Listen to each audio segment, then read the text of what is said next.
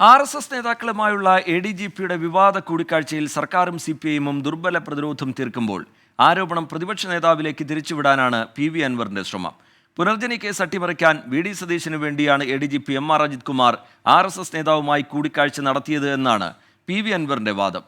എന്നാൽ ED അന്വേഷണം നടക്കുന്നത് അൻവർ അറിഞ്ഞില്ലേ എന്നായിരുന്നു പ്രതിപക്ഷ നേതാവ് VD സതീശന്റെ തിരിച്ചടി.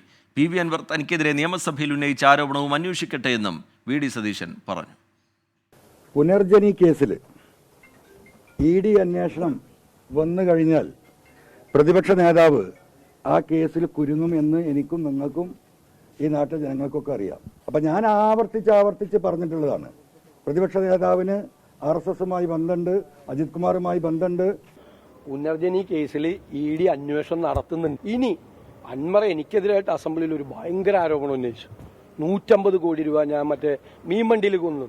അതിനെക്കുറിച്ച് വേണമെങ്കിൽ കൂടി ED അന്വേഷിച്ചോട്ടെ. അൻവർ ഒരു പരാതി EDക്ക് കൂടി കൊടുത്തു.